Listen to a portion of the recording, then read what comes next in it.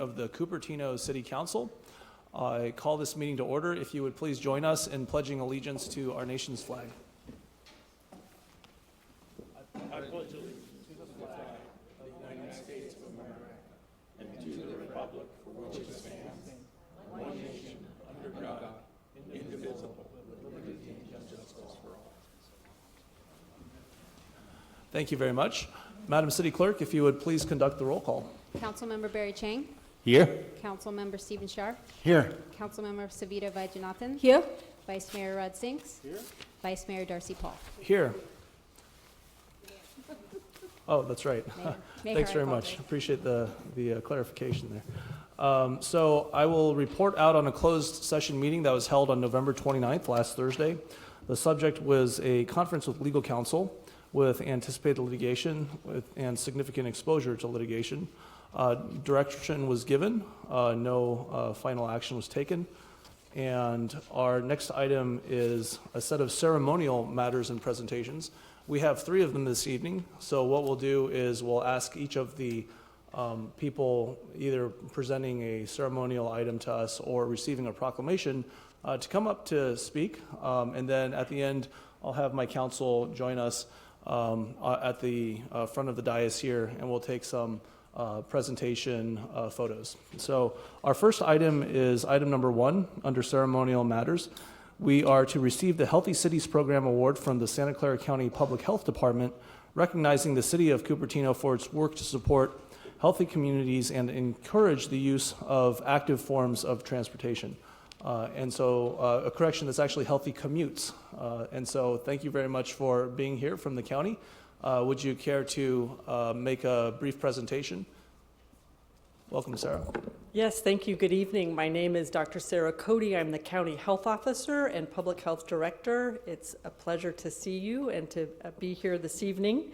So I'm here representing the county and our Healthy Cities program to recognize the city of Cupertino for and present you with an exemplary city award for supporting healthy commutes. So our Healthy Cities program is designed to support health broadly in communities, and in particular to prevent obesity and other and all the conditions that result from obesity, like heart disease and diabetes. And we really rely on our partnership with the cities to do this, because after all, most of the population of the county lives in cities, and most of the population of the county lives under the policies that you create. So it's incredibly important for us to partner with you, and we wanted to recognize you for this work. So this particular award recognizes the city for offering employees and residents incentives to get out of their cars and onto their feet, on bicycles, and to use public transportation, and also to show our appreciation for your city's effort to promote and implement transportation demand management policies that further reduce the number of vehicle trips made within Cupertino. So we just want to thank you so much for your work with us, and I also just want to say that our door is open and our offer is open. Our program can provide technical assistance for other policies that promote health, and we are eager to work with you on tobacco and other chronic diseases. Thank you so much. Thanks very much. And Madam City Clerk, are there any blue cards from the audience, from members of the public that would like to speak on item number 1 under ceremonial matters? No, Mr. Mayor. Okay, very good. Our second item under ceremonial matters and presentations is a proclamation to Dynasty restaurant in Cupertino. And the restaurant opened in March of 2004, and it's now been closed as of this past weekend. We have one of the owners of Dynasty here, who I understand would like to say a few words. Erin, would you like to come up to the lectern to give a few brief remarks? Welcome.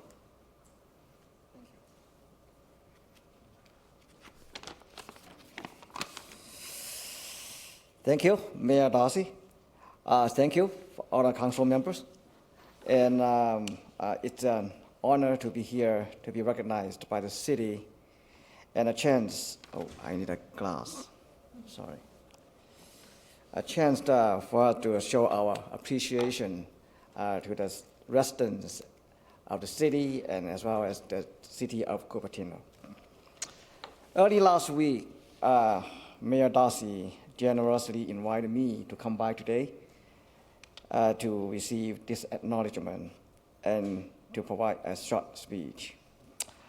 I thought, what could I say about this? Because by that day, Cupertino is already in history. We are gone. So I thought about it in a couple of days, and I talked to my folks in the restaurant, and especially last Friday evening, we had a farewell party for all the employees. I told all my folks about this, and I told them that I'm not coming here on my own behalf. I come here for all of them, our employees, because our restaurant, the Cupertino Dynasty, was a great restaurant with such an excellent crew and great teamwork. And through the years, we've been so proud to serve whoever may come to our restaurant, from the foreign tourists from Asia to our local residents of Cupertino. So here I may ask a question to all your council members. Have anybody else never been in our restaurant before? Raise your hand. I think we've all been, yes. No, you've ever been in our restaurant? Never been in our Oh, restaurant? never, no. Everybody been in our restaurant? Anybody else? Yeah. Never been in our restaurant? Many times. The only one? Dynasty. I said never. So almost everybody come to our restaurant, recognize our restaurant. Great. I feel very happy about that. You know, we go back pretty far. Cupertino Dynasty was established in 2004. Yes, it's very far. That was even before the first iPhone came out. Since then, the restaurant has established its reputation as one of the go-to Chinese restaurants in Bay Area. We've been so privileged to serve authentic Hong Kong-style dim sum and seafood to local residents as well as visitors from around the world. From our spacious settings and lively atmosphere, we also held numerous banquets, traditional weddings and Christmas parties, and various conventions in our restaurant each year. I believe that's all, everybody, all of you, many times you come to our restaurant for conventions as well.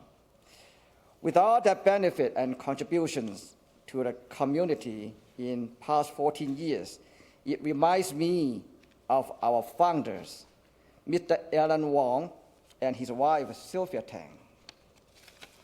I believe here many of you are friends with Erin and Sylvia, and still remembering particularly Erin as a successful jewelry businessman besides Dynasty. However, you may not be aware that Erin was a respected veteran in the restaurant industry in Bay Area. He got into restaurant business during late 80s. He started his first Chinese restaurant in Emerville. The restaurant was later sold to an investment venture called the Hong Kong East Ocean Group, and then was renamed as nowadays the Hong Kong East Ocean Seafood Restaurant. In early 90s, he opened the Empress Court, another seafood restaurant in Birmingham. Prior to opening Cupertino Dynasty, Erin and Sylvia found their first Dynasty in 2001 in San Jose, and that's where we will continue to carry on their legacy to the community. So now where is the home for maybe a plaque, maybe some sort of stuff that we may hang on? We will show that in a San Jose Dynasty if there's one. And hopefully if the city of Cupertino someday could find another location for us here so that we can continue to serve the residents in this city, as well as enable us to place your recognition to the new Dynasty. Thank you very much, and my heartfelt thanks to all your support in the past 14 years, and it was a great run. Thank you. Thank you very much, City Erin. of Cupertino. Madam City Clerk, do we have any members of the public that would like to speak on this item? No, Mr. Mayor. Okay, very good. So now we have item number 3, which is a presentation of certificates of recognition to Science Fair Award recipients from Cupertino. Is there anyone from the Cupertino and Synopsis Championship, the Silicon Valley Science Fair here Association? So welcome. Welcome. Thank you. And happy Good to have you. evening. I would like to first of all thank you all for recognizing the hard work of our students. I might as well introduce myself. I'm Veena Jain. I've been board member of Synopsis Championship, which is also known as KIFA, which is the organization that organizes and runs the county science fair for over 50 years. So I have been involved since 2004, and as I said, we have enormous, almost 1,200 students from the county participating. And every year we find that students are putting more and more work and effort to do better projects and discover new inventions and discover new medicines, which is hard to believe that high schoolers are doing that, but they are. And today what you are doing is really making a difference, because these students who are sitting here, you are recognizing them for their hard work, their achievement, and their teachers, as well as the volunteers like us who do this. So I want to thank you all, each one of you, and I also want to invite you personally to come for the next fair, which would be in March of 2019.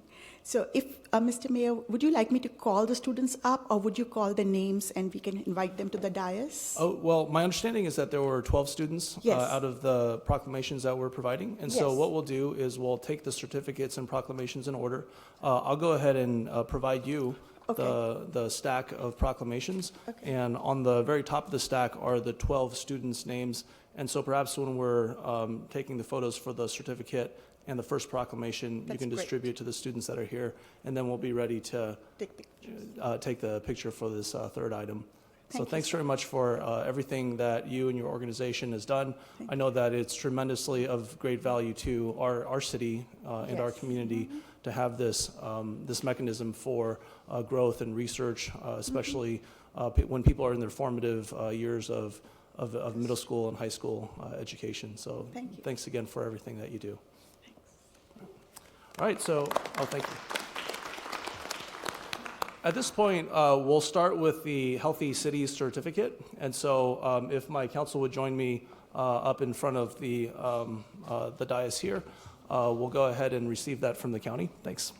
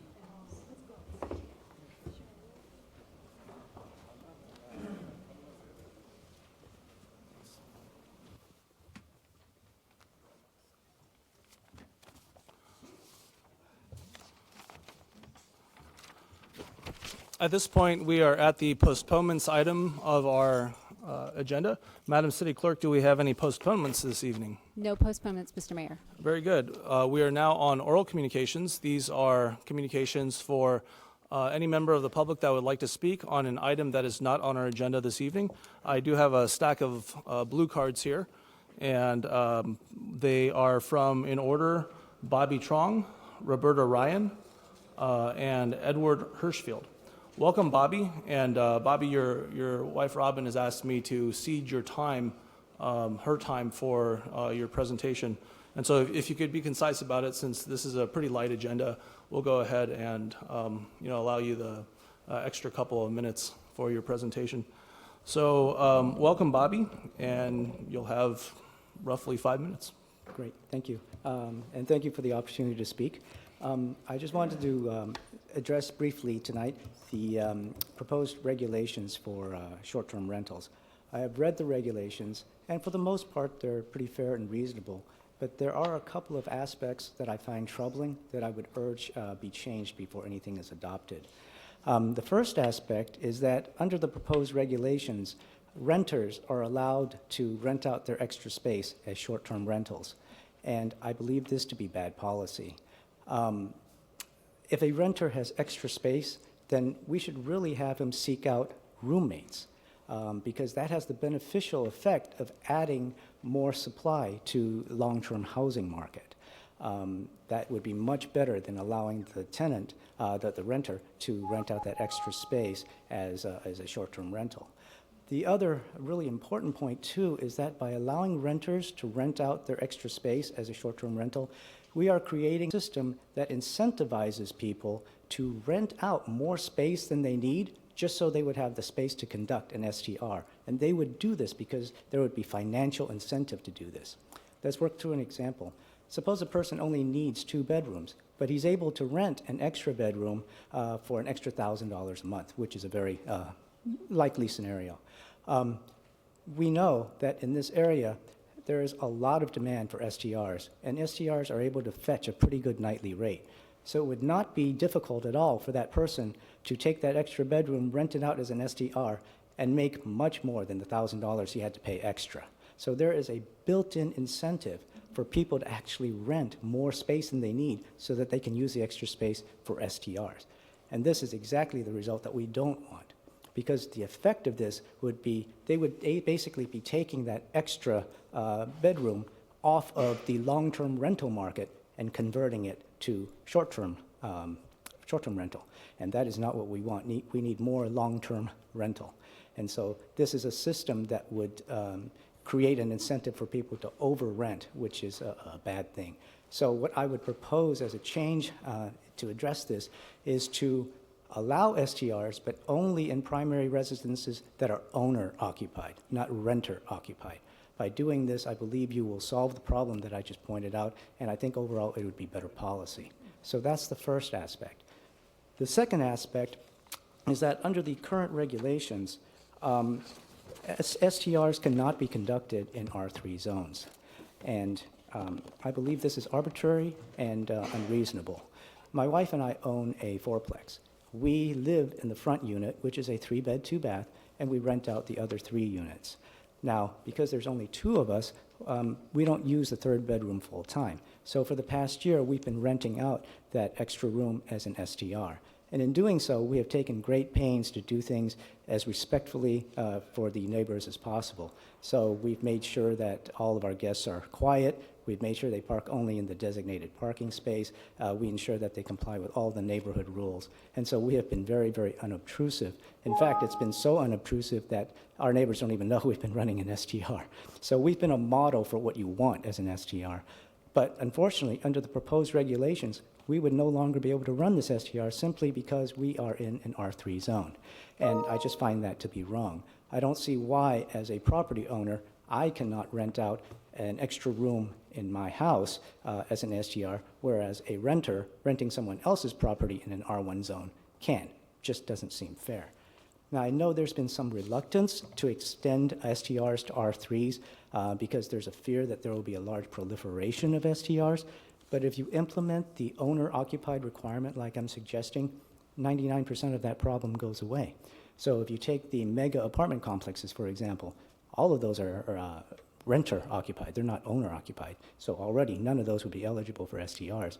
And that would leave you with the smaller complexes, such as our fourplex.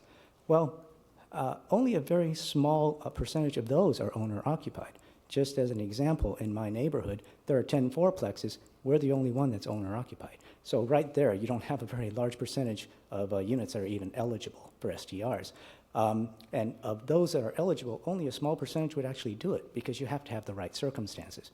You have to have the extra space, the facilities like the necessary parking, and the people who are actually willing to do the work to do the STR. So if you take all that into account, by opening up STRs to R3s, you're really not adding that many STRs to the amount of STRs in the city.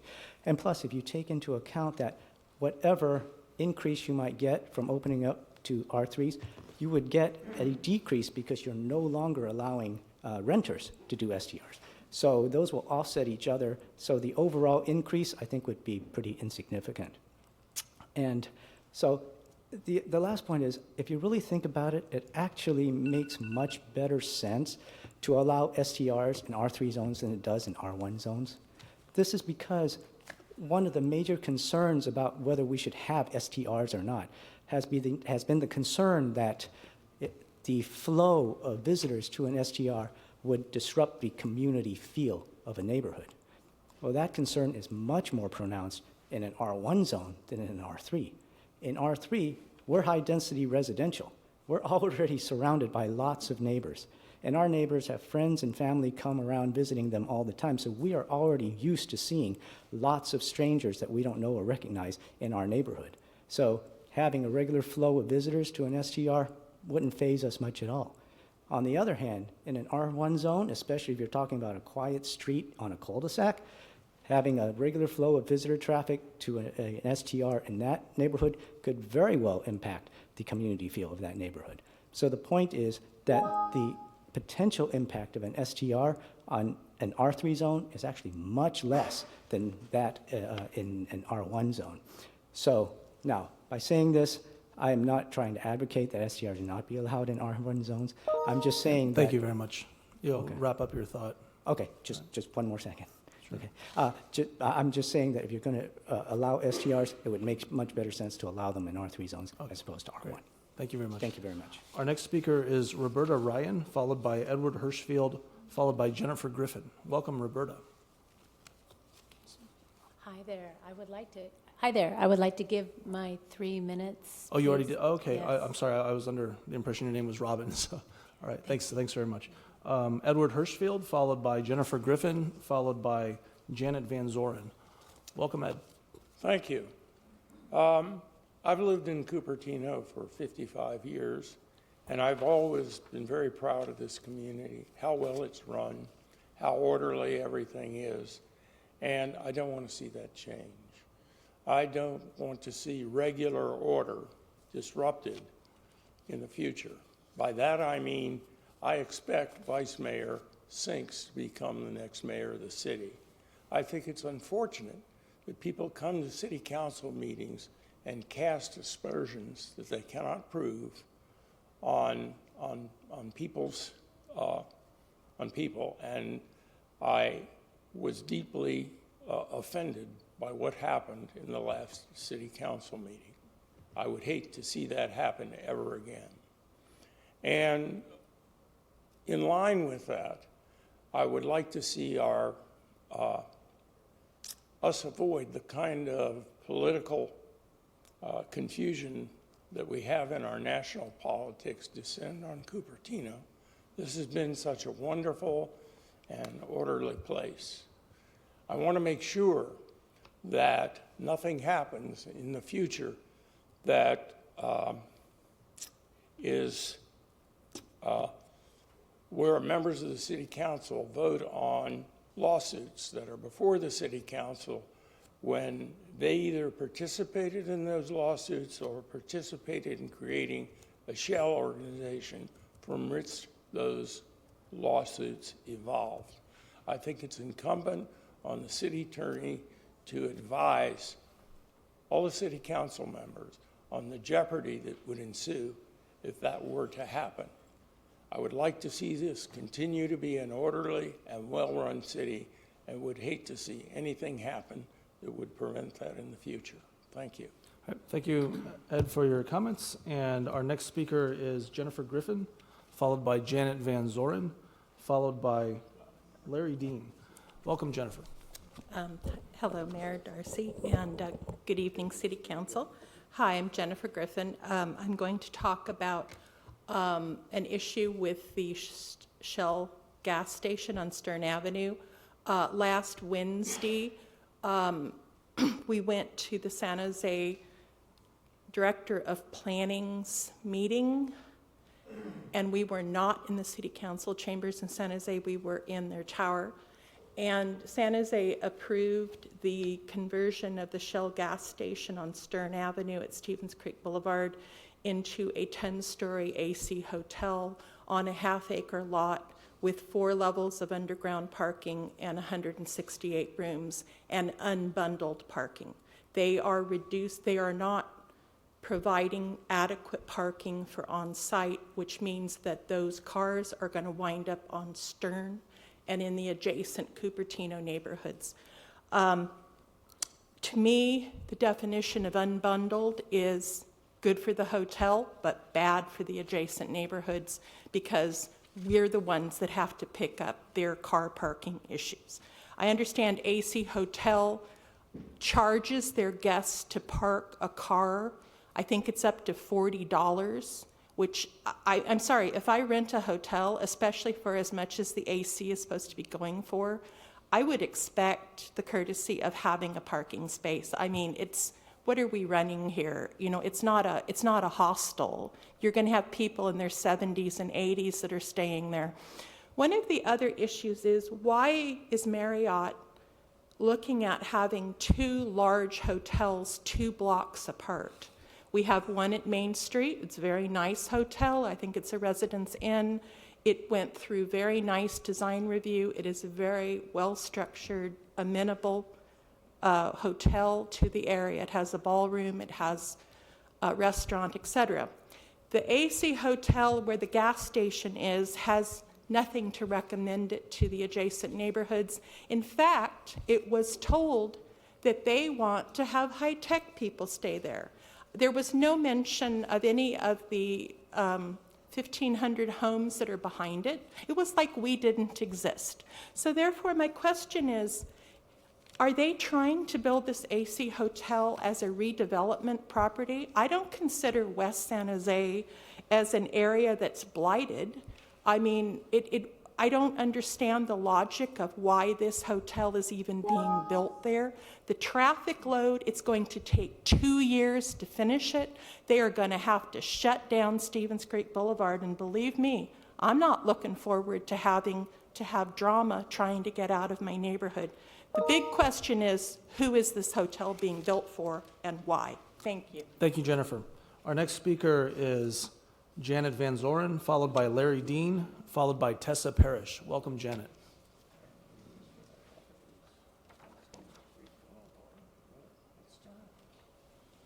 Good evening, Mayor Paul and City Council members.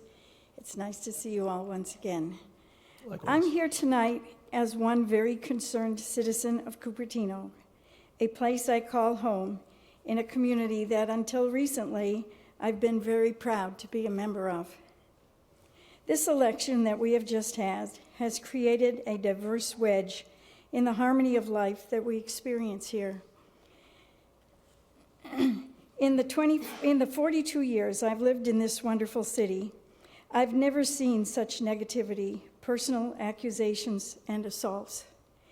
Many years ago, when finally old enough to play soccer, I saw a little boy kick my son in the shin, then immediately grab his own shin, and then scream as loud as he could while pretending to cry that my son had kicked that boy in the shin.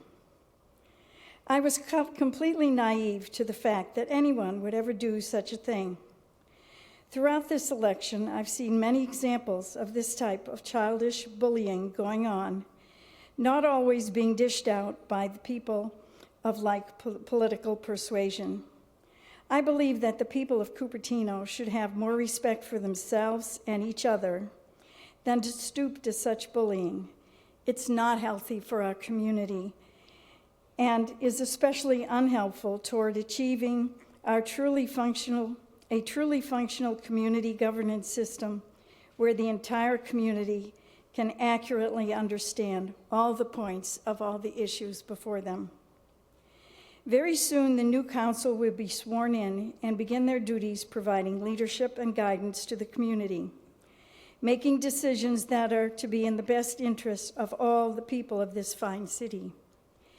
It is time to leave the politicking behind and to move forward with city governance. We need to get back to the norms and practices established long ago that were put in place to provide civility and organization the way the city carries out its functions. One of the first duties of the new city council will be to vote the new mayor into office. Here in Cupertino, the citizens vote for the council members, who in turn vote in the new mayor following the rotation process already in effect. By Cupertino custom, the vice mayor of the prior council becomes the mayor of the newly elected council. We need to respect our norms, allow the prior vice mayor to become mayor, and to do his new job as a collaborative leader in our city, moving on, using the rules of order agreed upon, and making decisions based on the needs of the entire community. If this new council selects its new mayor for political reasons, it sends the wrong message to the community, a message that the new council believes that has been elected to serve only those people who politically aligned with them. Such a message will not help this community get back together. Thank you. Thank you, Janet. Our next speaker is Larry Dean. Please, let's have some order. Followed by Tessa Parrish, followed by Torsten von Stein. Welcome, Larry. Thank you, Mayor. Good evening, council and senior staff. Approaching the holidays here, the end of the year wrap up, I would like to say on behalf of Walk Bike Cupertino, a 1,500 member bike ped advocacy group, that we thank you for your hard work, your commitment, and your efforts over the last 4 years,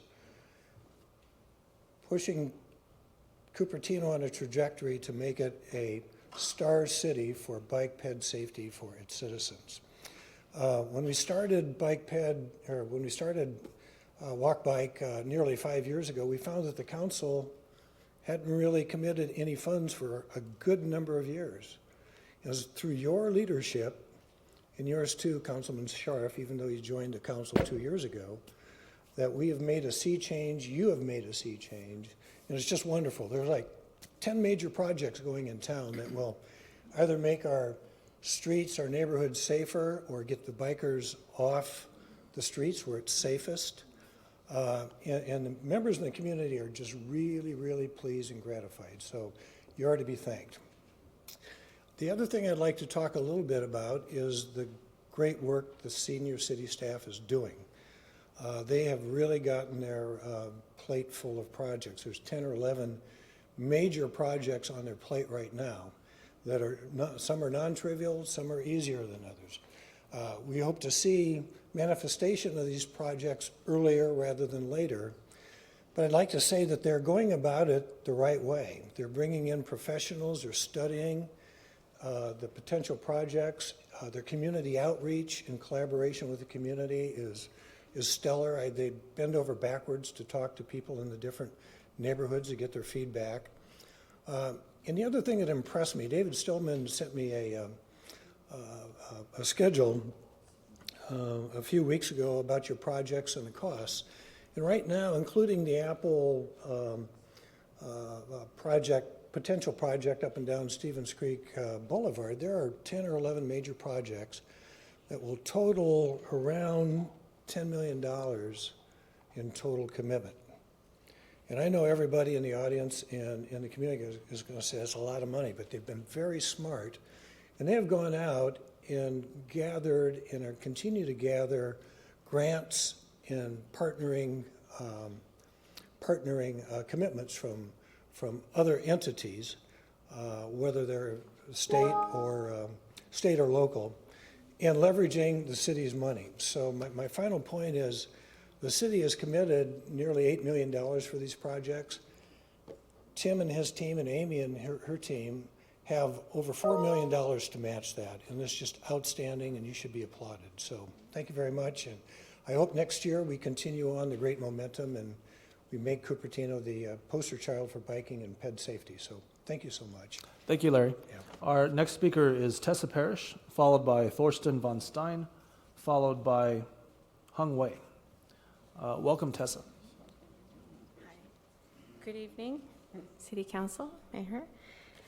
I have, from last week, I had something that wasn't able to come on because we didn't know how to get it on. I don't know if this is visible. Is it visible? There it is. Okay. So I am here to speak on behalf of myself and just say that I would like you to consider not voting for mayor, for Rod Sinks as mayor. Not only was I one of the people that was bullied, but I have some emails here that show he has been at work against a Valco project and specific reasons that I don't think are very good for the city. This one kind of showing that he's talking to Peter and saying, what would you like to see for tonight, and see how it would fit with the plans of Valco. I believe that should have been left for the city council meeting.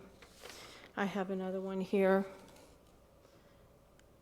It says, Rod, we sent this to the city, but I'm not sure you got it, even though you're on the CC list. Obviously, the Planning Commission ignored everything we said. They didn't like the recommendations. Valco, were you able to get this on video done?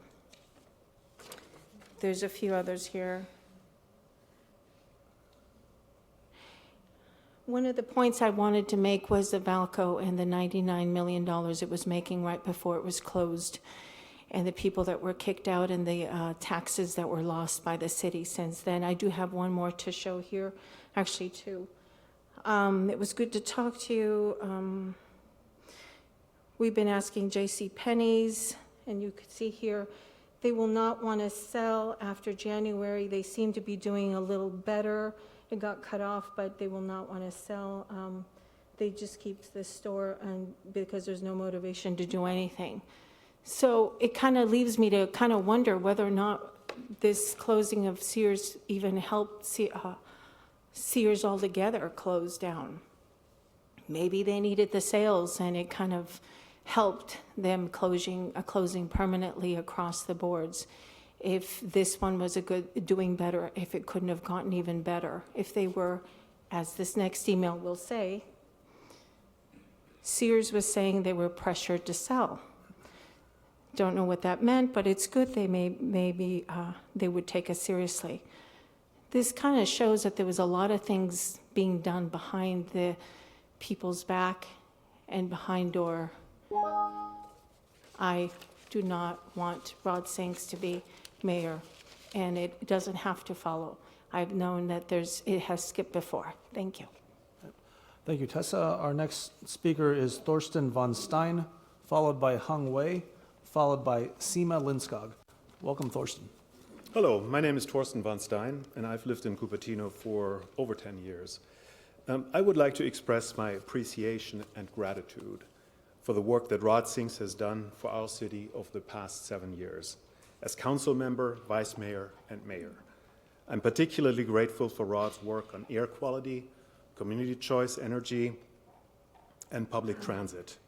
Rod's overarching goal has been to preserve and enhance the vitality of Cupertino for all its residents. I'm dumbfounded to learn that allegations have been raised that Rod worked for big money, specifically Sandhill property. Nothing could be further from the truth. Rod did not take money from them or any other developer. Rather, Rod worked with developers in the pursuit of balanced development for our city. And that's what he was elected to do. To construe this as betrayal of Cupertino and to insinuate corrupt motives is totally baseless and vicious. I personally wholeheartedly agree with Rod's policy priorities, but even those who differ with them, which is, of course, totally legitimate, even those who differ with him on some points should recognize, based on the past 7 years, Rod stands out as a voice of reason. He raises not his voice, but the level of the debate. Rod looks for common ground rather than trying to divide people. That's just his nature. Rather than pursuing goals for selfish reasons, Rod has selflessly devoted himself full-time, so far for 7 years, to make Cupertino a better community for everybody. Therefore, I'm asking the City Council to vote for Rod as our next mayor. Rod very much deserves to be mayor, but that's not the point. The point is, Cupertino deserves to have Rod as mayor. Thank you very much. Thank you, Torsten. Our next speaker is Hung Wei, followed by Seema Skog, followed by Pam Hershey. Welcome, Hung. I'm Hung Wei, 28 residents at 10969 Maria Rosa Way. Due to previous engagement that I'm volunteering at the Butter Paddle in Los Gatos this coming Thursday, I regret that I will not be able to come here to congratulate the incoming council members and also to say thank you for our outgoing council members for your dedication and your service to our residents. I am here to put it on record that I urge the incoming council to elect Rod Sings as our mayor. Rod, our mayor, Vice Mayor Rod, has shown exemplary leadership over the past 6 years as our city council member. In 2018 alone, Vice Mayor Sings served on numerous assignments representing Cupertino, including President of the Cities Association, Santa Clara County, Board Secretary and incoming Vice Chair at the Bay Area Air Quality Management District, Vice Chair for VTA Policy Advisory Committee, Board Member, Executive Board Member, and Chair of the Legislative Action Committee at Silicon Valley Clean Energy. Vice Mayor Singh's accomplishments are many, including but not limited to establishment of better relationships with local high school district and local elementary school district, implementation of 2016 bike plan, $350 million negotiation in Measure B 2016 funding for transit in the 85 corridor, founding and first chair of VTA SR 85 Policy Advisory Board, founding and first chair of the Board of Silicon Valley Clean Energy. The incoming city council needs to lead our city into civil discourse, as evidenced by the unanimous passing of all of you on November 20th of the ordinances regarding city commissions and recommendations for improving effectiveness and communications with the city council. These ordinances include the Code of Ethics for council and commissioners. If the first business of our incoming new council is to deny mayorship to our Vice Mayor Sings, then the passing of these Code of Ethics for the council and commissioners has no meaning and no effectiveness. I therefore would like to put on record to encourage the incoming council to vote our Vice Mayor Sings to be our mayor for his dedication, leadership, and accomplishments. And I regret I will not be here next Thursday to congratulate the incoming council and to say thank you for our outgoing council members for your selfless dedication, your time, and your energy. Thank you. Thank you, Hung. Our next speaker is Seema Skog, followed by Pam Hershey, followed by Gary Wong. Welcome, Seema. Hi. Council members, Mayor. I want to speak today in support of the Regnar Creek Trail. A large number of school kids and residents will benefit from the Creek Trail, both in terms of commuting as well as walking and biking for exercise. Every day you can see Eaton kids crossing the library parking lot and walking through among the cars to get to Eaton. Or crossing the field, so this would create a safer path for them. There's about 100 students biking to Cupertino High School every day that would benefit from the trail. All in all, if you count all the kids that live in the neighborhood along the trail area, there would be 250 Eaton students, 250 Cupertino High School students, and 100 Lawson students, middle school students, who would benefit from this trail. And who would be able to bike safer. I know you've been getting pushback from other residents, especially the residents who live along the trail, with a variety of topics that they've pushed back on. But I urge you to weigh the very significant benefits to the community as a whole, especially our school children in our neighborhood, above the disagreement from these neighbors.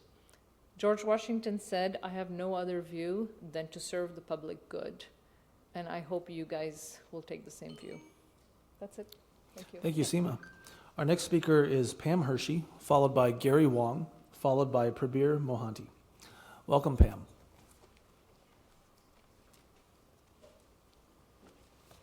Good evening, Mayor and council members. I'm Pam Hershey, been a resident of Cupertino since 1967, so it's been around. I was little. No, teasing.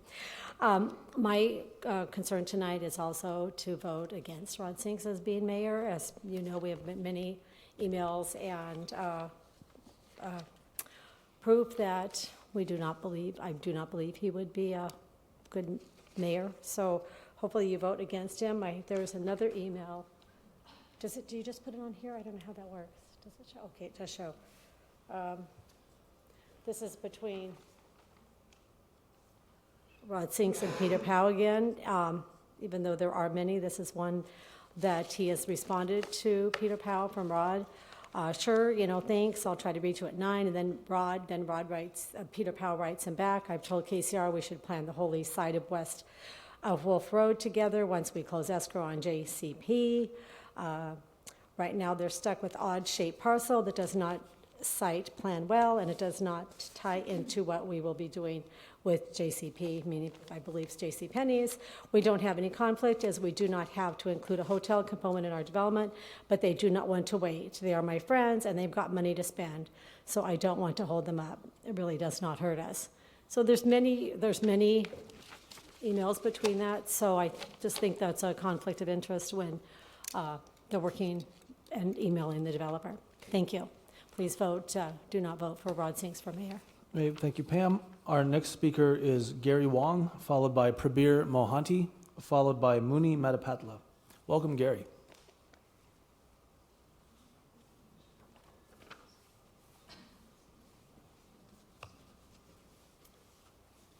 Good evening, Council, Mayor Paul. I just want to make a few remarks. I don't want to sound like a broken record because I keep talking about the Ragnarok Creek Trail, but I just wanted to bring a couple of things to the Council's attention. One of the things I've noticed in reading the Unipero-Serra Trail feasibility study, and there's a section there on trail criteria, and I compared it to the one on the Ragnarok Creek Trail, and there are some inconsistencies, and I think if we're going to do trail studies, that certain sections like trail criteria should be consistent, and some are more complete than others, and so just something for the council and Public Works to be aware of. Also, the time to approve the feasibility study on Ragnarok Creek was approximately 2 weeks, yet Unipero-Serra gets several months. So I understand there are different complexities in trail designs, but I think there should be some standard or some guidelines in terms of time to review these important studies. And then lastly, I understand that a surveyor is being engaged to measure the site, and I'm just wondering why a surveyor is being engaged after the feasibility study. You would think that would be one of the first steps that's done before you go ahead. Since we're already spending $8 million, that we should use our money wisely and prioritize how that money should get spent. So that's my only comment. Thank you. Thank you, Gary. Our next speaker is Prabir Mohanty, followed by Muni Madapatla, followed by Vinod Bala Krishnan. Welcome. Prabir is not here yet, so I'll go next. Okay, very good. I'll put him at the end of the stack then. Yep. Welcome, Muni. Good evening, Mayor and Council. I'm Muni Madipatla and a Cupertino resident. We have gone through a lot in recent elections. Residents spoke loud and clear. They delivered a clear mandate, sending strong signals as to who they want to see on the dais and why.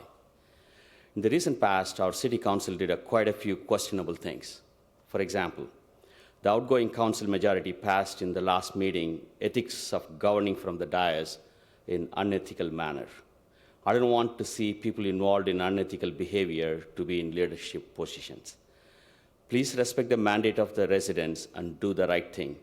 Elect a mayor respected by residents and has the confidence of residents, not the one losing residents' confidence and not the one likely to be investigated in Randy Holmes' case. Thank you. Thank you, Muni. Our next speaker is Vinod Balakrishnan, followed by Balaji LOM, followed by Govind. Welcome, Vinod. Good evening, City Mayor, Vice Mayor, and Council members and residents. My name is Vinod Balakrishnan, a resident of Cupertino. I did campaign for the last City Council election, as well as for petition signing. While volunteering at the library with the referendum signing, I was harassed, called names by the hired volunteers or actors in front of the library. They also called names for our women volunteers. Unfortunately, I cannot tell those names in front of this crowd. As some of my friends mentioned before, those hired actors were distributing flyers of Rod Singh's with his picture, asking citizens not to exercise their political rights by not signing the referendum. This is a sheer act of misusing Rod Singh's official power. Taking a step back, Cupertino citizens has to do 2 expensive referendums for the Valco project because of the fact that Rod Singh and his friends supported real estate builders. Again, as an elected representative, Rod Singh failed to honor citizens' concern even though he pledged to do so. It is a total failure of representative democracy. Not but least, latest election outcome proves that majority of the citizens are not supporting Rod Singh's views. In short, I request City Council to take necessary action to curtail Rod Singh's official power going forward. Thank you. Thank you, Vinod. Our next speaker is Balaji LOM, followed by Govind, followed by Erin Love. Welcome, Balaji. Good evening, council members. My name is Balaji. I have lived in Cupertino for 20 years. I was, just like my other colleagues, I just want to reiterate, during the referendum process, there were a lot of hecklers with the flyers saying that the vice mayor is saying not to sign the referendum. You guys are all thieves and you are making all this happen and all that. They were literally insulting the residents with Rod Mayor's picture there. And he has also sent several mails to the developers before the council meeting could take place. For these reasons cited above, I do not want Rod Singh to be the next mayor. Thank you. Right. Thank you, Balaji. Our next speaker is Govind, followed by Erin Love, followed by Gilbert Wong. Welcome, Govind. Hello, Mayor and the Council. I'm here, first of all, to congratulate all of you for having successfully served this whole year.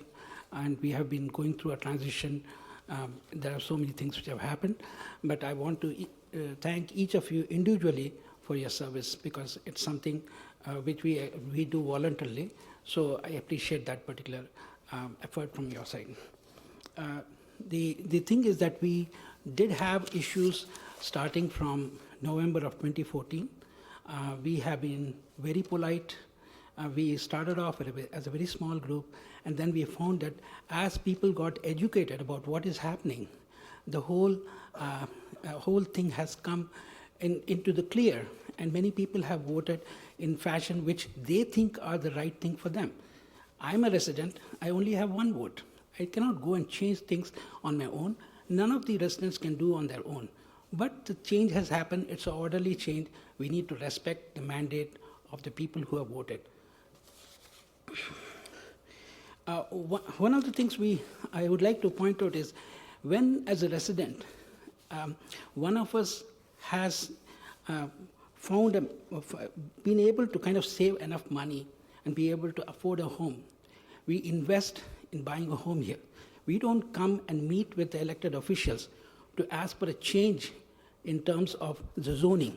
We just come and find out whether we can afford the home, we can sustain ourselves, and we invest in that home, and we try to raise our kids and try to get them educated through the system.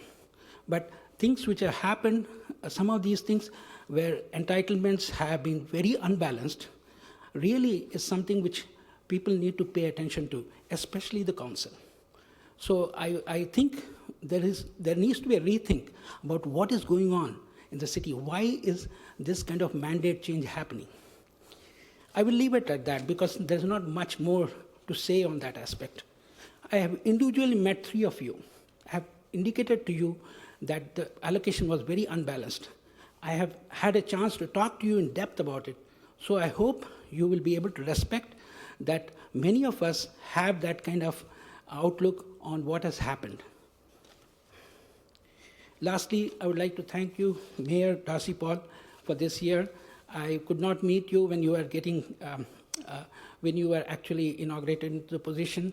I only met you when you had your town hall, and then I know that it has been a very difficult year. You have braved this, and I appreciate the contribution of each of you over this year. Thank you very much. Thank you, Govind. Our next speaker is Erin Love, followed by Gilbert Wong, followed by Prabir Mohanty. Welcome, Erin. Thank you, Mayor.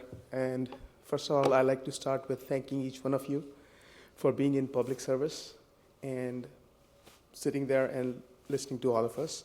Second, thanks everybody in the crowd for coming to this very civilized meeting, for the lack of a better word. As for our city and this divisive issue which has been going on, my word is, with all this bickering, let's not get the neighboring cities get ahead of us. Stevens Creek and Lawrence is not too far from us. In fact, Home Depot is in San Jose. So we have to remember, we have the world's largest company in town, so there has to be some adjustment in everybody's life. And it's good to have a big company, but there has to be a lot of adjustments. I have another humble request for the incoming city council and returning city council people. We need your leadership to mend the fences in the city. It's heartbreaking to see the divisiveness in the last election. Please lead us in setting an example. And I think one of the best ways to lead us into mending fences is to support the most experienced of you into the mayor's position. Having said that, thank you so much. Thank you, Erin. Our next speaker is Gilbert Wong, followed by Prabir Mohanty. Welcome, Gilbert. Good evening, Mayor Darcy Paul, Vice Mayor Rod Sinks, council members, and our city manager, interim city manager, Amy Chan. I was not going to speak tonight, but hearing another speaker earlier, I felt that it was very important for me to speak. I'm just happy that I'm over here and not sitting in one of those seats over there and got Vice Mayor Sinks to smile at me. But I'm here recognizing myself. And when I see something that is not right, I think it's very important to speak up. I saw some emails that was presented earlier that showed Vice Mayor Sinks saying something that he did not say. And I feel that it's very important that if somebody's going to constructively criticize our fellow council members and mayors, that it's very important to get the facts right. And it says my name on it. At least I will admit it. So if you're going to attack Vice Mayor Sinks, it's better to have correct facts to do it than to attack Mr. Sinks. The other thing is that each one of the council members who are sitting above serves at the pleasure of the citizens and Cupertino voters. And I think that once an election is over, the election is over. Vice Mayor Sinks did not do anything wrong. He made a statement. He admitted at the last council meeting that he should have displayed his name as identification places. That is a position that I have support together with Vice Mayor Sinks. We have served admirably together. We may not have agreed on everything, but I strongly believe that this community has to come together. Maybe folks from Better Cupertino or Cupertino Forward, that we love our city. We love our city because of our wonderful schools. We love our city because we have wonderful companies like Apple Inc. And we love our cities because it's a great place to live, to raise our kids and everything. But also I want to remind the council, which they already know, and especially the community, that the mayorship is an honorable position, and you serve at the pleasure of the majority of the city council. There are no rules or procedures or process for the mayorship. The mayorship is by 3 people. And as former Mayor Barry Chang knows, he was passed twice as mayor, not once, but twice. And that was something that was wrong. I was also pressured by other community folks to remind me that it was wrong not to have Mayor Chang to be passed. We know that Mayor Chang has a very happy, maybe abrasive behavior, and I was assigned to kind of poke him. I did not openly abuse him and say that, hey, cut it out, like the other council members did, like Vice Mayor Sinks and Mayor Paul say, hey, cut it out on the rule of conduct because you violate every single rule. But hey, this is your last meeting. But I think it's very, very important that the community has to remember is that if a mayor is passed by, that is the will of the community. But I think at the end of the day, yes, former Mayor Sinks deserves to be mayor. That is a process and protocol that we should follow, but also Vice Mayor Sinks knows what I'm talking about and the rest I was going to say. Thank you very much. Okay, thank you, Gilbert. Our next speaker is Prabir Mohanty. Is Prabir here? Okay, given that Prabir is not here, that closes oral communications for our meeting, and we are on to the next item on our agenda, which I believe is our consent calendar. Our consent calendar has 3 items on the agenda. They are enumerated 4 through 6. Is there a motion with regard to the consent calendar? I will move the consent calendar. Second. Hey, Vice Mayor Sinks moves the consent calendar, and Councilmember Chang seconds. Can I make just one comment in Yes, making please. this motion? I know all the discussions we've had with the school districts about postponing this, and, I think all of us up here have been advocates of moving forward quickly, but I do appreciate Public Works working with our school district to find accommodation, and I think our residents will all be better served by moving this to after school time. We have the wrong names up here on the screen. All right. Yeah. Exactly. Which one are you? I think I might be Alan tonight. I know it's the holiday season, folks, but all right, I'll do a voice call vote if you like. Rod, you're speaking to Madam City consent Clerk. item number 6? Yeah, it's the Okay. it's the bike trail on. I could speak to that. One other thing, it's not going to change the motion and the second. BTA will be holding another meeting on the 6th, and there'll be some changes again, and money coming to Cupertino. So that could also affect some change towards that, and Director Bowden can speak to that later. Okay, very good. Thank you, Councilmember Vaidyanathan. And I do want to thank the city manager's office as well as our interim city manager for coordinating this. I know that it was a bit of an issue with regard to communications with our schools, and I know that's a ever-improving process, but being right on the ground level and witnessing it, I think you did a really excellent job making sure that this got delayed over to May at a time where there are fewer people impacted by the traffic patterns there. So well done on that coordination. Madam City Clerk, I should have asked this before, but were there any members of the public that requested to pull consent items? No, 4 Mr. through Mayor. 6? Okay, excellent. That being the case, then please vote with your lights with regard to consent items, which are, voice vote by our city clerk. Kirsten, if you would please conduct. Actually, let's do it this way. All in favor of the motion, please say aye. Aye. All opposed? No abstentions? Carries unanimously. Very good. Thank you very much. Our next item is second reading of ordinances. We do have item number 7, which is the second reading of ordinances regarding our city commissions and recommendations for improving effectiveness in communications with the city council. I see that we do have staff member Katie Nomura here. Would you like to lead us off with regard to bringing this back for the second reading of the ordinance? Welcome, Katie. Good evening, Honorable Mayor and Council members. Katie Nomura, Senior Management Analyst at the City Manager's Office. No presentation, but I just want to go over the ordinances. So they have no substantive changes from the first reading. However, we did go through and add the appropriate labeling to the first ordinance regarding improving consistency among the various commissions and committees. So we went through and made those changes. You'll see that you do have a desk item to update the last ordinance as an attachment. The original attachment in your packet was incorrect, but the attachment that you have in your desk item is the same and unchanged from the first reading. Very good. Are there any questions of Katie from council? Seeing no questions, Kirsten, are there any items from the public? Thank you. We have two blue cards here. One is from Jennifer Griffin, and the second is from Jennifer Sheeran. Welcome, Jennifer Griffin.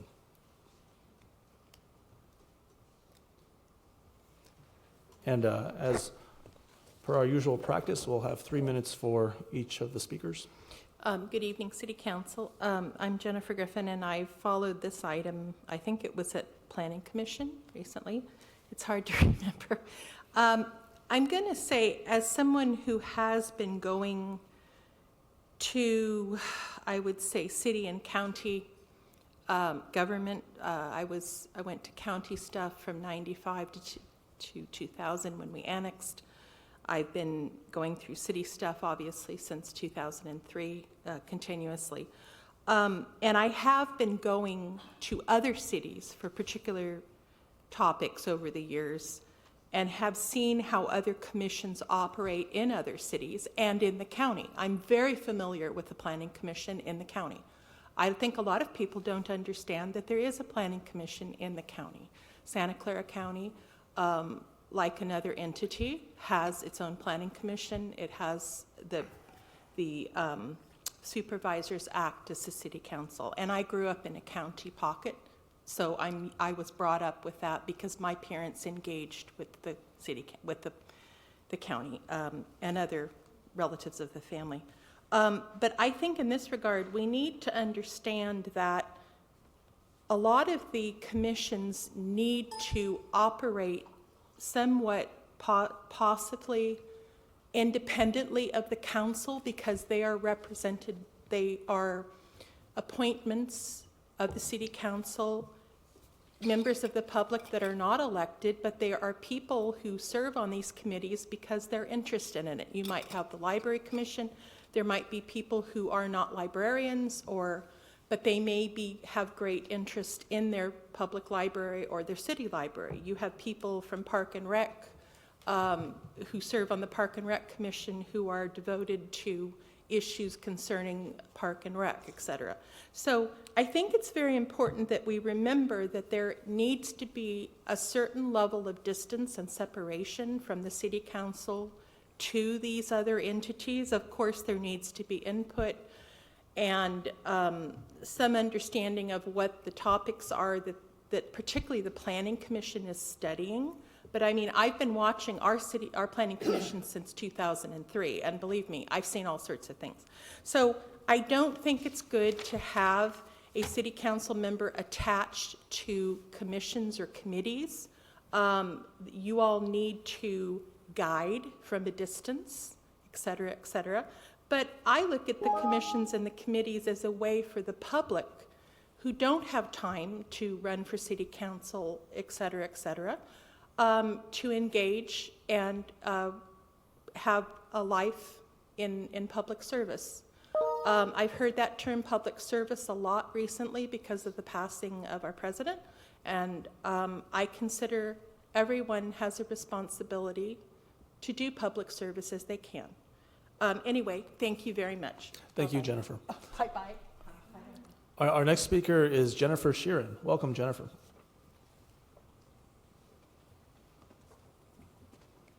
Good evening, Mayor Paul and City Council members.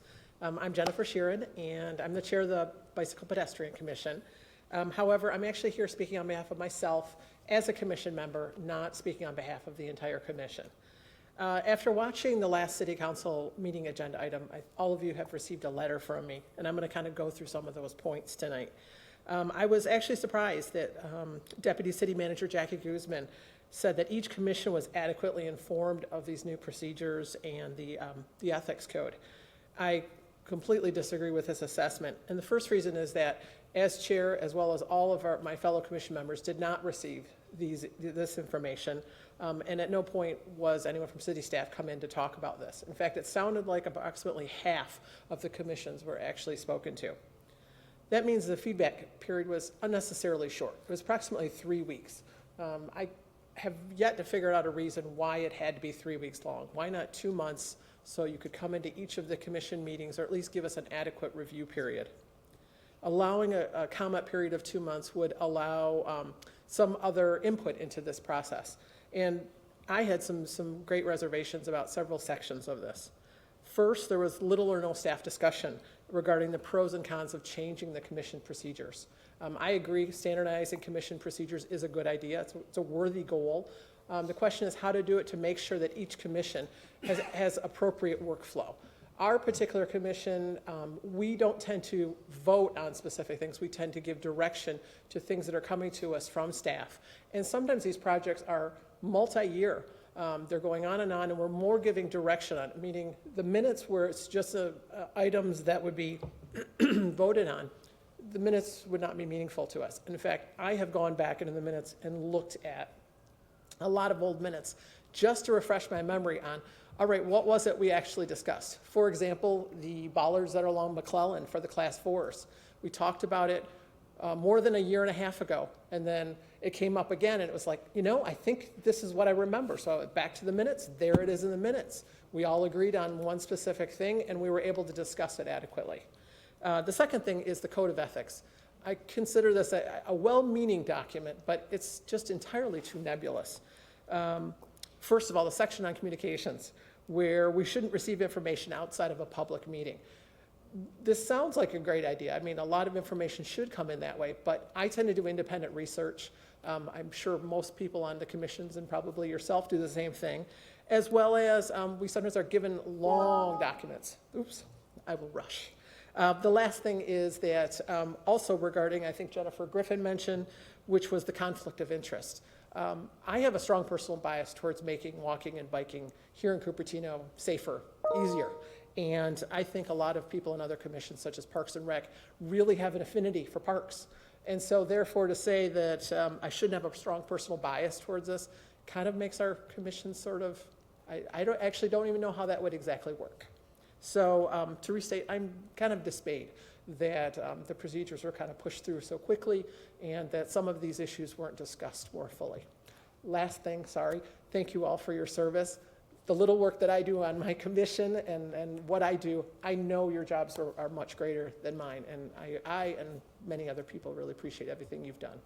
Thank you. Well, thank you, Jennifer. Given the fact that this is an agenda item, we can actually ask you questions on this. This is not oral communications. Questions I'd be happy to answer. I'd like to kick that off with regard to a sufficient process for vetting, and it's good to know that you don't feel like, from your perspective, that the Bike and Ped Commission actually was outreached to and got the chance to make adequate amounts of input, or any input, frankly, with regard to some of these changes of procedures. How long of a process do you think it would take to adequately vet this? I think you had mentioned a couple of months would be sufficient, but what do you feel would be optimal? 2 to 3 months, no more than that. 2 months would be fine. It would give an opportunity to go to every commission meeting once and at least review it with everyone.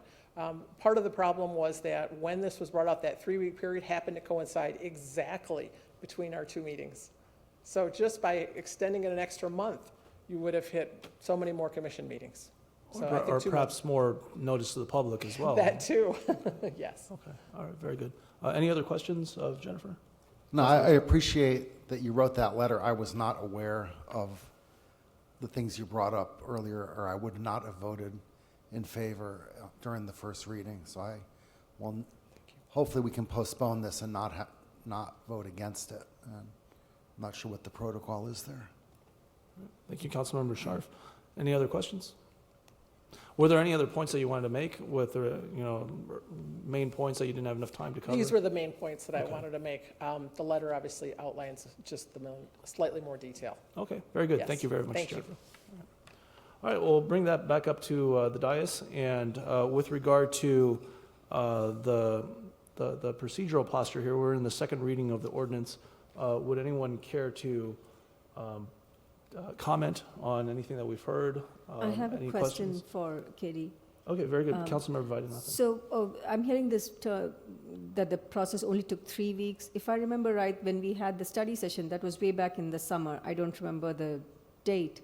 So why was there only 3 weeks for the commissions to respond? So following the study session, staff took that time to research and develop research best practices and develop the recommendations to be able to bring to the commissions.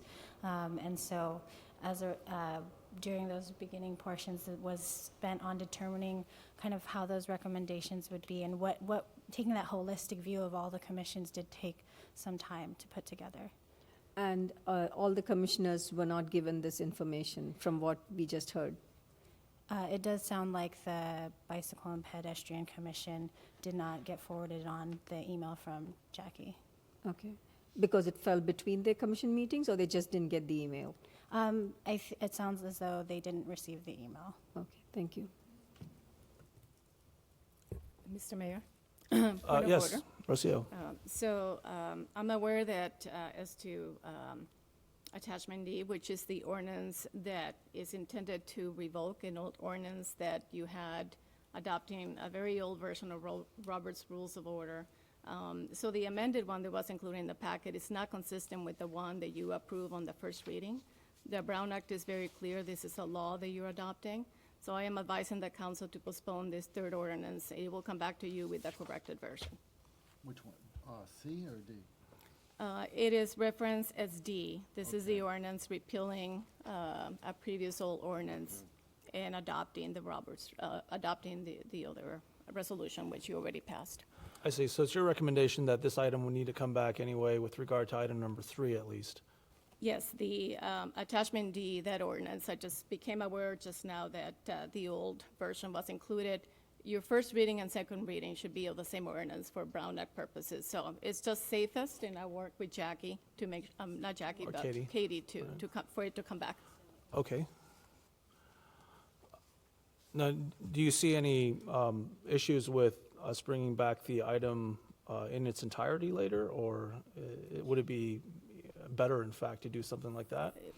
The council is within its right to approve the other ordinances and act on this item, except for ordinance number D. Now, if there were concerns about the process in the first place and we wanted to revisit the item, what would be our options with regard to bringing it back to, for example, a fuller discussion with our commissions? Would we simply just vote down the second reading of the ordinance and then start anew, or how would that work procedurally? So just so that I'm clear, you have two ordinances before you. Yes.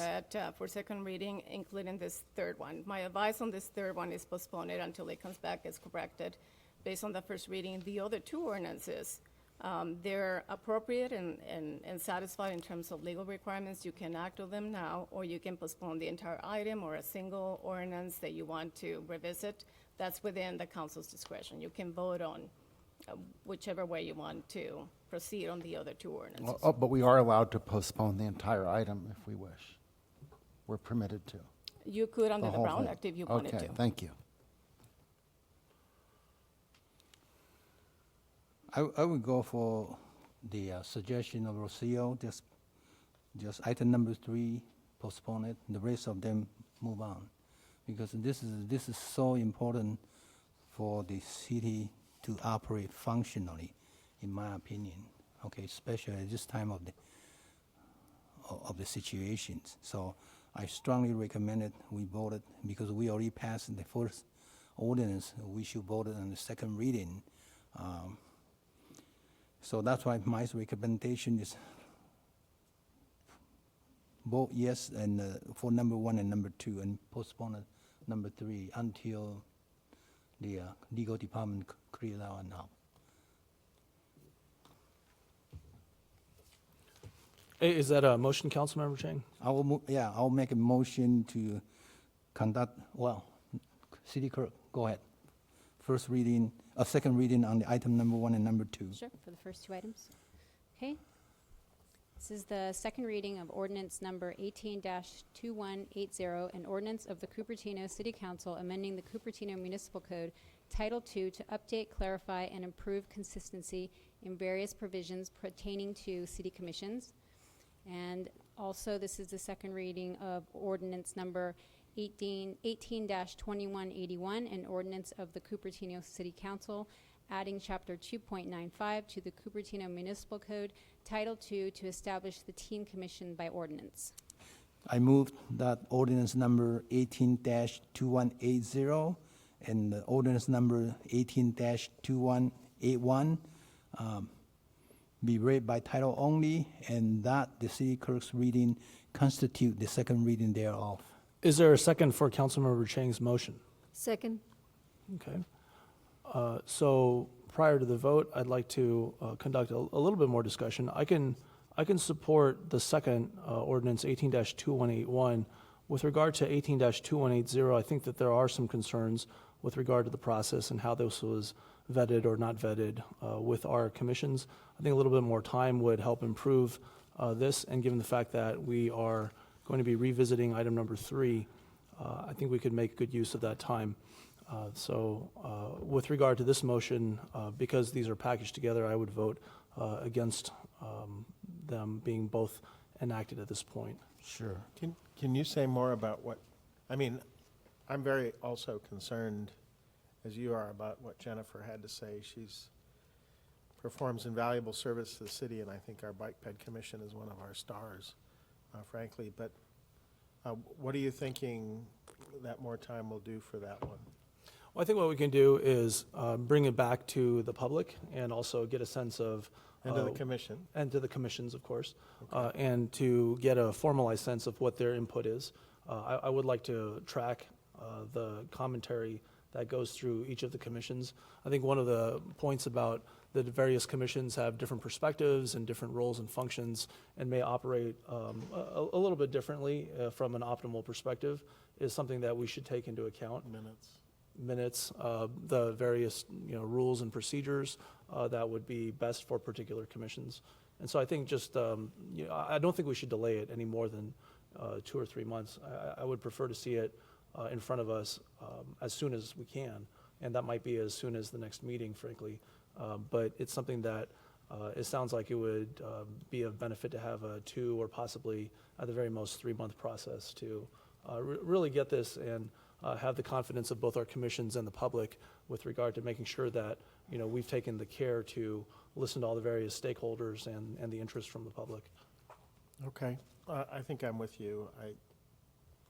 I read Jennifer's note and I thought, oh my gosh, I mean, we really do respect the input of folks who are working with us, and I think if the one ordinance we do tonight is establishing the Teen Commission by ordinance, that there's probably little controversy about the fact that we already have one. But I respect that we ought to look at this again and solicit a little more input. So I would support postponing this to maybe late February. Put a timer on it. Mayor, there's a motion and there's a second. Let's vote on it. Okay. Well, that is perfectly acceptable. We don't have Rosenberg's Rules of Order, but I'm willing to bring that forward. No, I've seconded it for discussion, so if you want to separate it and do, I'm okay to separate them. Okay. I've seconded it from, looks like there's going to be a change in 1 and 2. Looks like there's a split vote, so I don't think you can vote.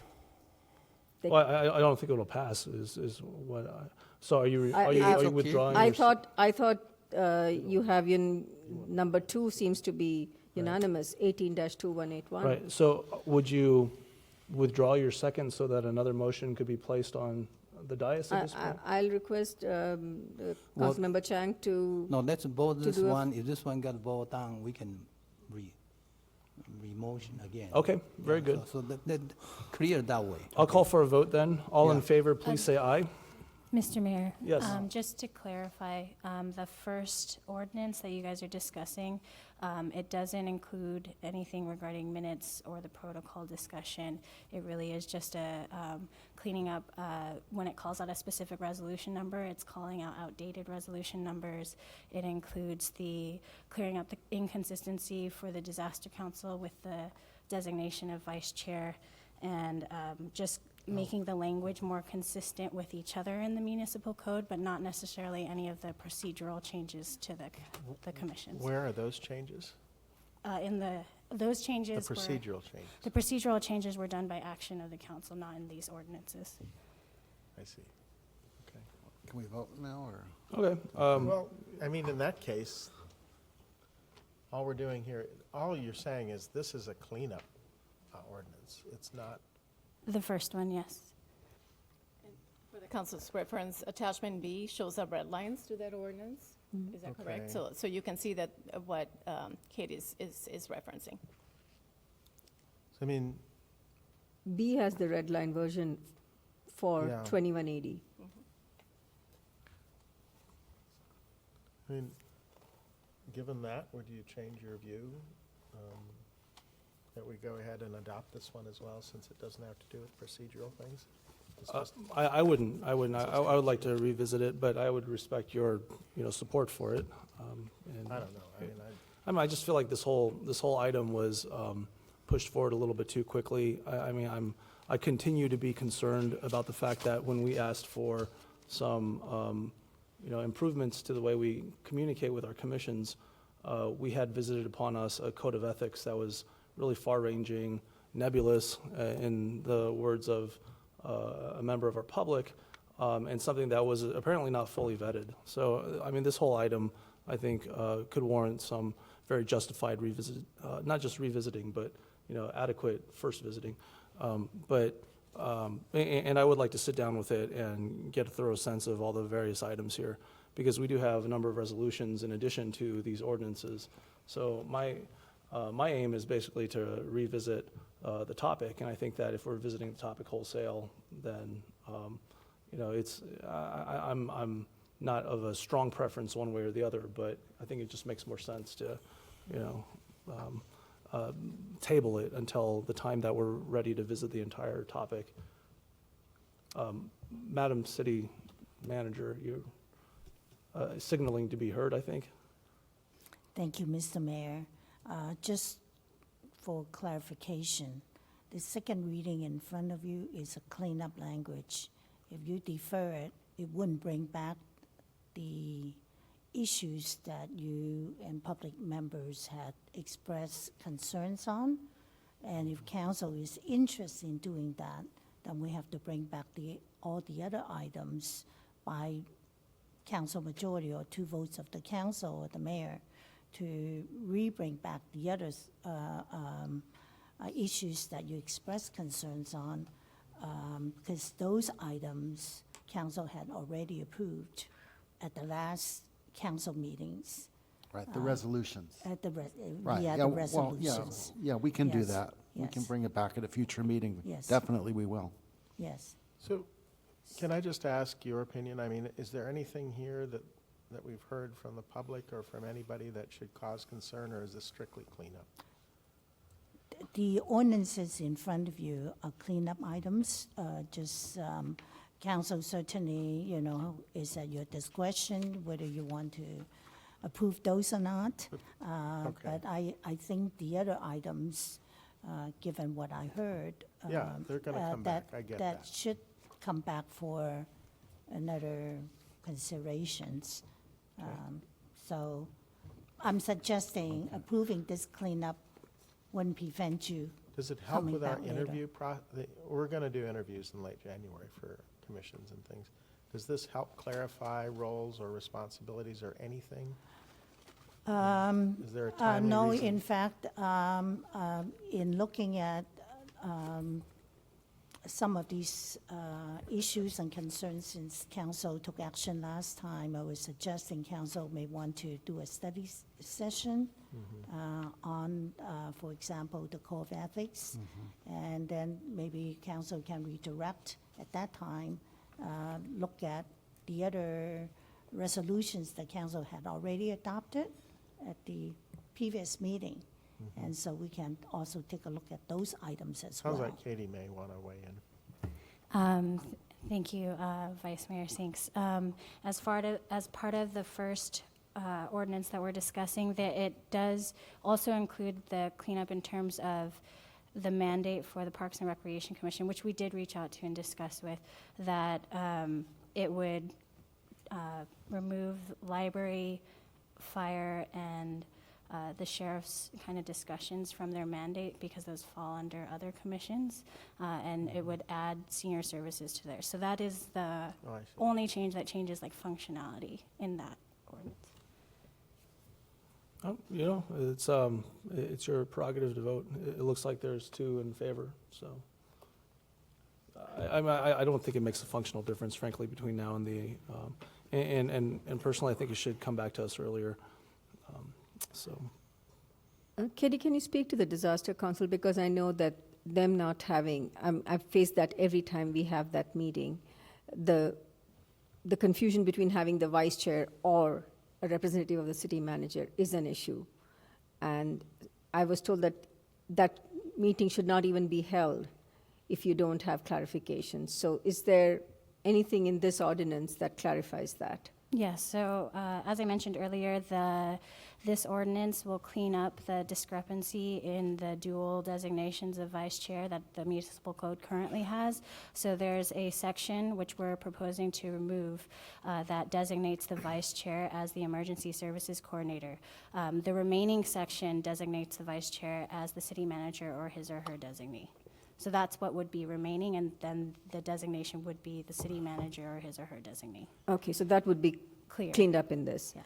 And I was just looking again, the changes that you have for the other Parks and Recs as well as the others just shows that this will be amended as follows. And I was doing a comparison. There doesn't seem to be any functional changes there other than what you mentioned earlier. Correct.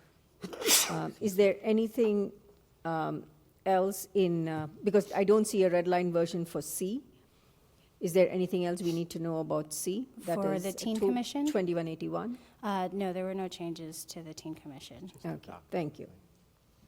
So I'm comfortable voting yes on A and C. Okay, very good. Councilmember Scharf, any thoughts on the motion on the table? No more thoughts. Very good. So our lights aren't working, so we'll do another voice vote. Mr. Mayor, they're fixed now. They are blinking. I note that. Okay, very good. I mean, based on what I'm hearing, all this is a cleanup other than to do something that could be useful. So in clarifying the council. So I mean, I respect that my colleagues here want to revisit some of the resolutions that we've passed, but I think it'd be good to, it sounds to me like it would be a good idea to adopt the cleanup and clarify the roles and responsibilities at this time. I mean, there's nobody who would like to speak, I guess, to why we ought to defer that in particular, right? Other than, I've yeah, already we're going to spoken have on it. we're going to have this back. So, I mean, Right, we're having this back, and, you know, my dissenting vote will also be a vote of concern with regard to how much care our staff takes in putting these items in front of us and giving us adequate notice for the items that are actually placed based upon what we're requesting. But, you know, there has been a request to take a vote. Under Rosenberg's rules, which we're, you know, deferring, it would take 4 people to stop that. But in any event, I'm more than happy to call for the vote at this point. I hear your disappointment in the fact that Jennifer in particular, we know, and her commission didn't receive this notice, so. Well, I just think we can revisit all of this with the resolutions later on.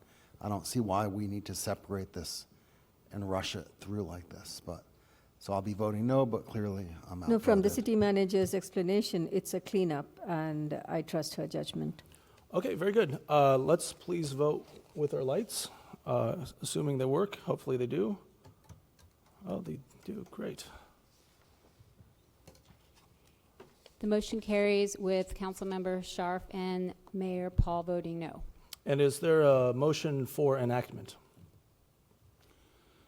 I move that ordinance number 18-2180 and ordinance number 18-2181 be enacted.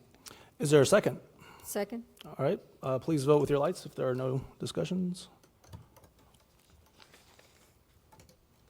Oh, I'm sorry, I misvoted. I keep doing this. Too late? Okay, all right, I'm sorry, brain blip. Thank you very much. Appreciate The that. motion carries with Councilmember Scharf and Mayor Paul voting no. Thank you very much. Our next item is under public hearings. It's item number 8. The subject is to vacate an easement for storm drain retention basin purposes located at 23500 Cristo Rey Drive. We have a member of our city staff, our Director of Public Works, Tim Borden, here. Tim, would you care to introduce this item for us? Sure, I'll do a short introduction. I'm Mr. Mayor, Tim Borden, Director of Public Works. As part of the approved development project for the forum at Rancho San Antonio, specifically for their new memory care unit building, it requires the relocation of a storm drain retention facility that has a public easement over it. This action tonight, what that does is effectively just moves over just slightly that easement, that facility and that easement. The cleanest way to do that for the title of the property is to vacate the existing easement and then accept the dedication of a new easement over the new location, and those would be recorded at the same time. So with that, I'm open to any questions. Okay, very good. Are there any questions from our city council with regard to this item? Seeing none, Madam City Clerk, are there any speaker cards desiring to speak on this item? No, Mr. Mayor. Okay, very good. Thank you, Krishnan. So I will say with regard to this that I've been very supportive of this project from the forum. I think they've done a good job, and would like to make sure that they continued in an unfettered fashion. It seems like this is a reasonable request, and personally I will be supporting. Are there any other comments prior to bringing forth a motion? Tim, can I ask you a question?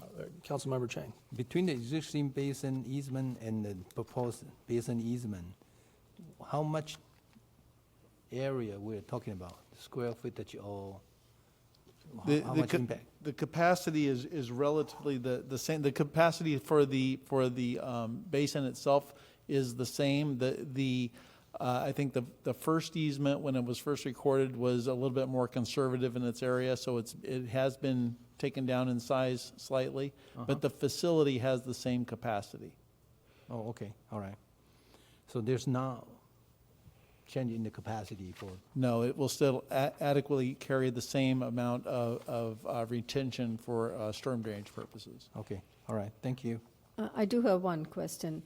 I know there was some concern with the neighbors regarding the storm drain that was going into the neighbor, I don't remember the name of the street, that was just adjacent to this property. Will this in any way affect their drainage? No, this should not have any effect on that. Again, this would be the same capacity, so the storm drainage would be metered out in the same fashion it is today into the public system. And I do remember that the forum went over and beyond to speak with the neighbors and discuss with them how different things will affect them personally. So I know the forum really reached out to them. I went to a couple of meetings and I saw that the neighborhood was very well engaged. So I'm assuming if there was an issue, they would have been here to question. I think I'm quite comfortable in voting yes on this. Okay, very good. Is there a motion with regard to this item? I move the council adopt resolution number 18-116 to vacate an easement for storm drain retention basin purpose located on 23500 Crystal Ray Drive. Is there a second? Second. All right, very good. Please vote with your lights. The motion carries unanimously. Excellent. So our next item is ordinances and action items, followed by reports by council and staff. Seeing no ordinances and action items, we are on to reports by our council and staff. Madam Acting City Manager Chan, are there any items that you'd like to report out from staff in this past couple of weeks? No, thank you, Mr. Mayor. Okay, very good. Thank you very much, Amy. Our council is free to report on any items that they have they have experienced or would like to report out on these last 2 weeks. I want to not to report on it. You know, the last meeting and this meeting, I've seen so many people come in talking about the vice mayor to be the mayor positions. I want to speak on my experience, okay? And since Gilbert Wang mentioned my name, I was passed twice on my first term. And I can tell you, for the tranquility of the smooth operation of the city business, that should not happen, okay? I was hurt very badly, okay? But the first time was 4-1, so not much I can do about it. Second time, it also hurt so bad, okay? So I just want to give the current council and the future council, once you got elected, you're working for the entire city, not for your small group or for your own purpose. If you're doing it for your own group or your own purpose, you're not going to do a good job. So looking at much bigger picture, what can be done for the city? So I would say just before day after tomorrow, the final farewell meeting for me, I would recommend the council, the current council, and the future council stay with the course, okay? So that will make it, the city much more tranquility. The election is over, the divisiveness should be put it behind ourselves, because there's much work need to be done. The knee-high pollution still there, the traffic congestion still here, and the housing crisis is still here. And Ra has been doing a very good job representing us on the back mat. You know, I've always told him that he's the only one can do it. He will become the chair for the director of the back mat. There's no way I can get elected to there, and let alone to become the chair for the position. So that's very important for the city. Okay, he's working really hard on the air quality and also the transportation, and also of course housing. We have different opinion, but his heart is there. So my recommendation to the existing council member and the new council member, do the right thing. Don't just do it to play out. Okay, continue to play out the politics is not going to be good for the city, and that's my sincere talk. Okay, because from a victim myself, on my first term, it just don't feel good. Okay, don't try to ever do it. Okay, thank you. Okay, thank you, Councilmember Chang. Would anyone like to go next?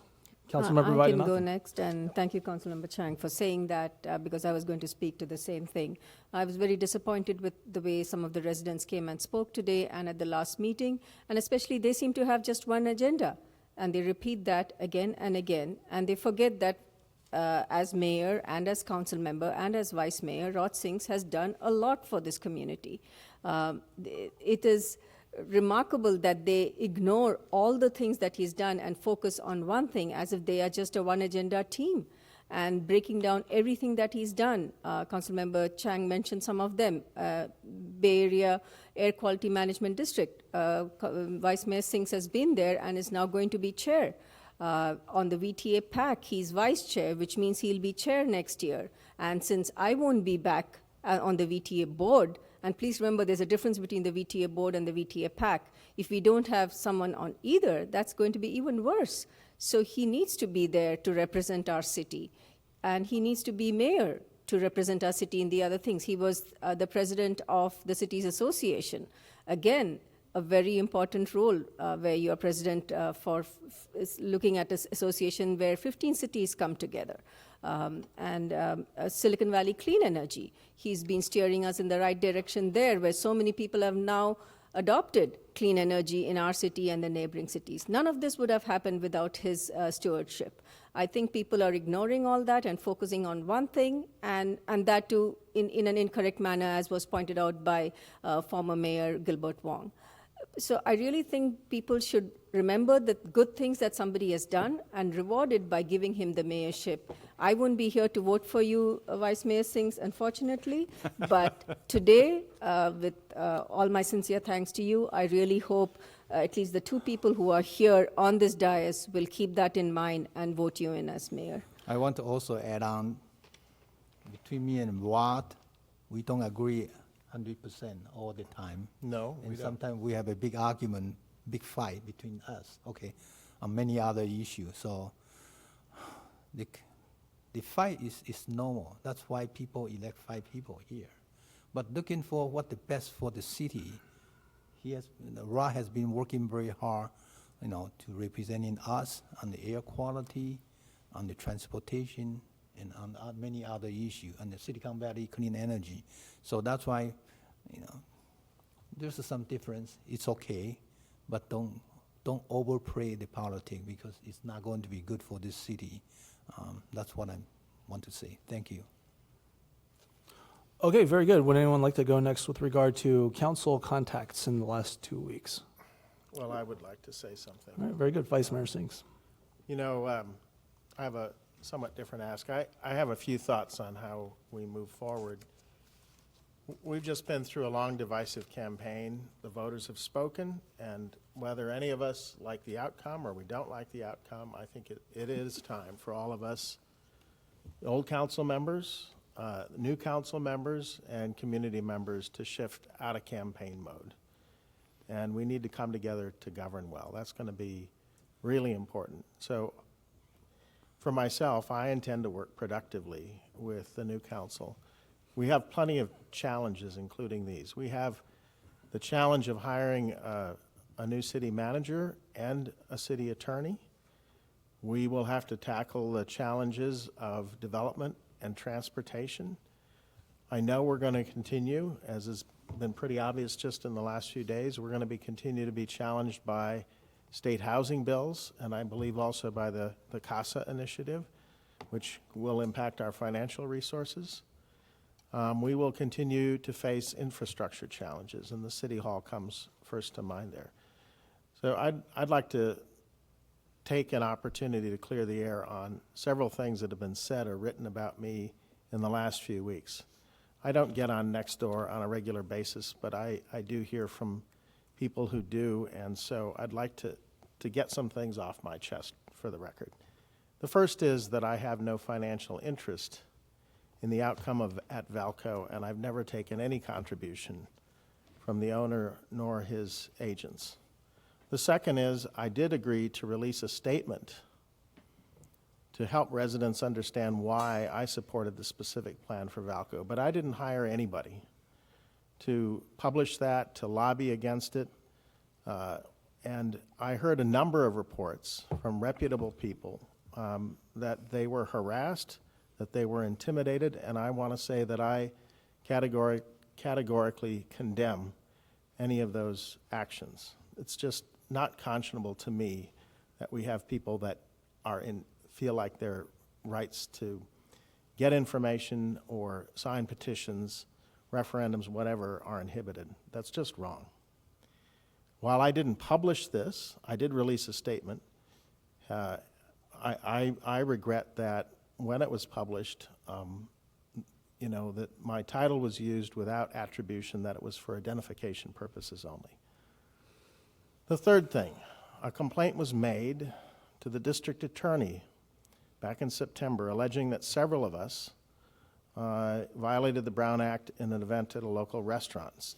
We were explaining our reasons for supporting the specific plan.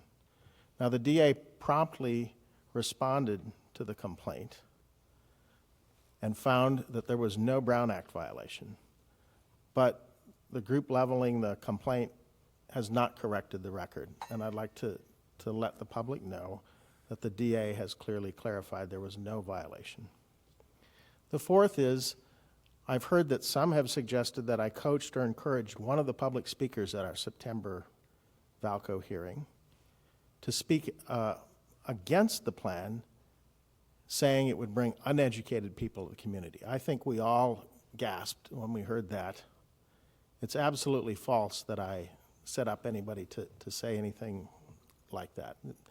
That person exercised their First Amendment right to free speech, but I know that that's not the sentiment that the vast majority of people in this city hold. So that's it. I hope all of us are ready to move past all of this campaignery and work together on our challenges. I know it's what our residents expect and deserve. And while we will have our policy differences at times, I look forward to finding a common ground with a new council for the good of our city. So thanks for hearing me out on that. Okay, very good. Councilmember Scharf, would you care to provide any updates on community interactions in the last couple of weeks? I went to Evan Lowe's event last week, and the Christmas tree lighting and the menorah lighting, but no significant meetings with any government agencies. Thank you. Great.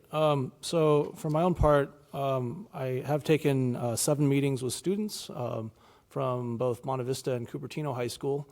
There are a couple of American history and civics classes that asked that the students reach out to the public officials and talk about various issues. They've been very, very fascinating. And every time I have these conversations, I feel really good about how our students are being educated and getting very engaged with the issues. I've been to 4 different community events and meetings in the past couple of weeks.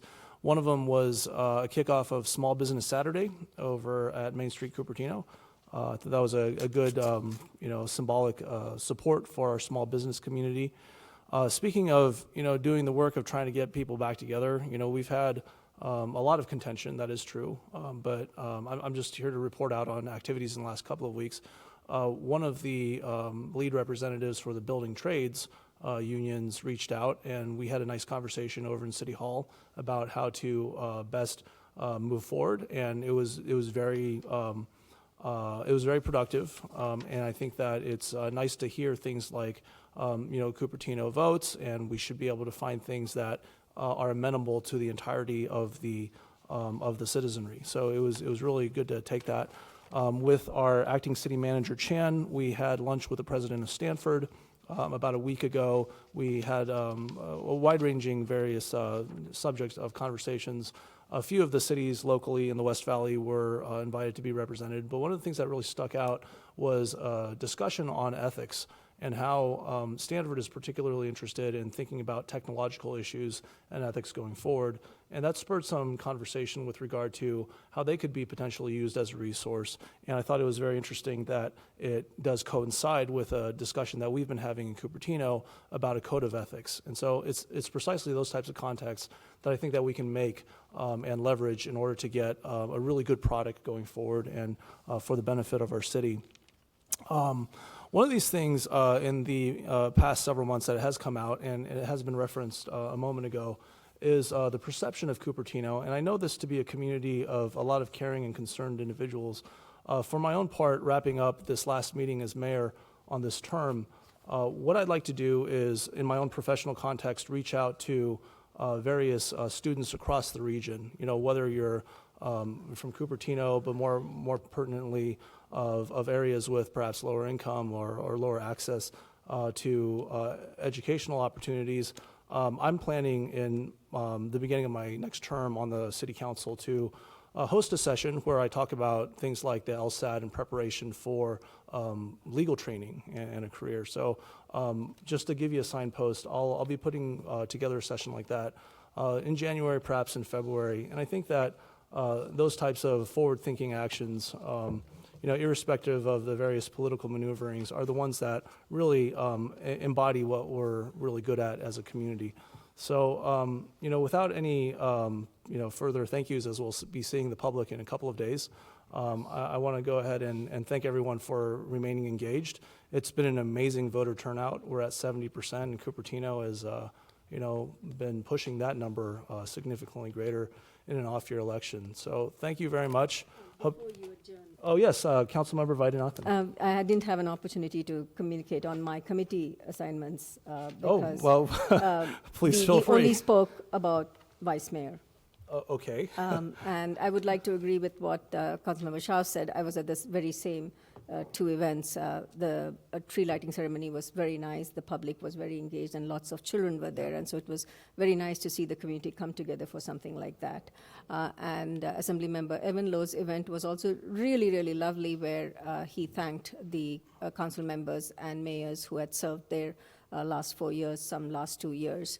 It was an appreciation event for those who had served, so he really did right by us, and I was very appreciative of his appreciation of us, because he knows how much time we put into our cities where we are not expected to be full-time council members. So it was nice to have the assembly member acknowledge that. And beyond that, I met with a few students too, very similar to what you experienced. And it was a little surprising that they didn't realize that they were talking to council members who were in the process of getting re-elected. So I think there should be a little bit more awareness, even with the teachers, where they understand that council goes through elections in November, just like the rest of the country, and having more youth engaged was one of the things that I really tried over the last 4 years, and I was happy to talk to many of them and explain our political system, especially the local government. So I've been very, very satisfied in that matter. Thank you. All right, very good. Well, without further ado, we'll adjourn this meeting. Well, our next council meeting is going to be on December 18th, but we do have a swearing in on December 6th. And so thank you very much. Good night, and meeting adjourned.